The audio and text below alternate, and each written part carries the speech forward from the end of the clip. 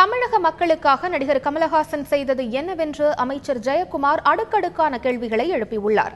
சென்னை ராயபுரத்தில் செய்தியாளர்களிடம் பேசிய அவர் இவ்வாறு கூறினார்.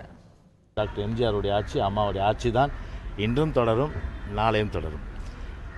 அப்படி ஒரு அரசியலுக்கு வருவதற்கு யார் வேண்டுமானாலும் வரலாம். அதில் அவர் வரட்டும், நம்முடைய முதலமைச்சர் சொல்வது போல வந்தால் நல்லது தான், வரட்டும். அரசியல் என்பது ஒரு முள் படுக்கை. அதில் சாதாரணமாக நினச்சிடக்கூடாது. எவ்வளோ கஷ்டங்கள் இருக்குன்றதை தெரிஞ்சுக்கிட்டோம். வரேன் சொல்லிவிட்டு சும்மா பாவலா காமிக்கக்கூடாது. வரணும் அரசியலுக்கு தமிழ்நாட்டு மக்கள் செய்யுங்க. இந்திய எதிர்ப்பு போராட்ட காலத்திலே கமலஹாசன் அரசியலுக்கு வந்துட்டேன்னு சொன்னார்னா, அப்போ 1976 திமுக ஆட்சி அன்னைக்கு ஊழலுக்காக அன்னைக்கு கலைக்கப்பட்டது. அது தெரியுமா கமலுக்கு?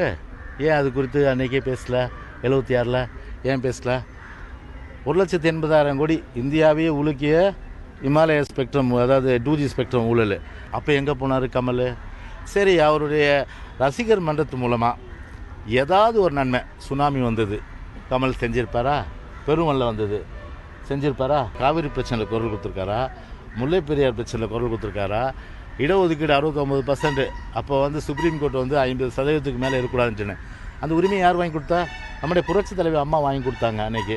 இப்படி ஒரு துரும்பை கூட கிள்ளி போடாமல் சும்மா வாயஜாலம் காட்டுவது என்பது அது தமிழ்நாட்டு மக்கள் எல்லாம் நிச்சயமாக உணர்வார்கள். அவர் அரசியலுக்கு வரட்டும்.